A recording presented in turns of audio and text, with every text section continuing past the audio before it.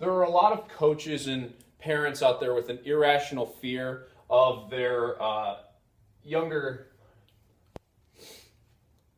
There are a lot of coaches and parents out there with an irrational fear of training in a weight room type environment. And the reason it's irrational is because they don't quite understand how beneficial it could be. One of those benefits of youth training is training movement patterns. A movement pattern is a basic ability to squat or hinge, push or pull something to and from the trunk, and be able to go through full ranges of motion freely. And if we can train it in a weight room type setting, it should show up out on the athletic field. One of these simple misunderstandings is they think that the athlete is going to be deadlifting all day long and loading up the spine with hundreds of pounds of weight, and that's simply not the case. What we're trying to train with the deadlift instead is the ability to hinge backwards like this. If an athlete cannot achieve this movement pattern right here, there's no way they're going to be able to bend over and effectively field the ground ball, and there's no way they're going to be able to hinge effectively and be able to rotate through their swing like this.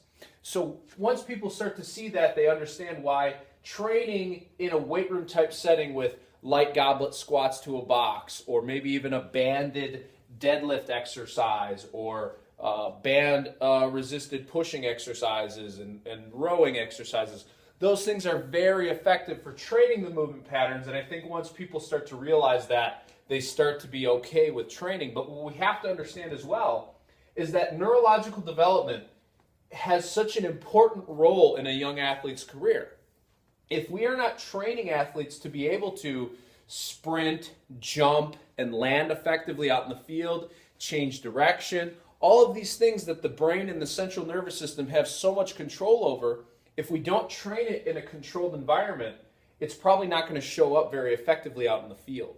So, though I am a huge fan of younger kids playing a variety of sports, at the same time, I understand that sports can be very time-consuming, and the coaching and everything involved can become a toxic environment in some situations.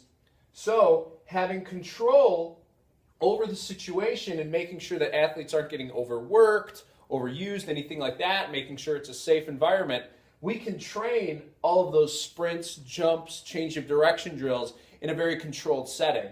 And then, of course, habit building. It's extremely important for athletes to be able to control their schedule and control their career from the standpoint that they know they have to get done A, B, and C before we get done X, Y, and Z.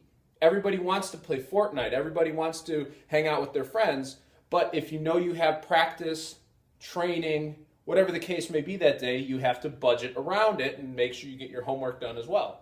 So that's why I think it's great for youth athletes to be exposed to training. It doesn't have to be something that's more than once or twice a week.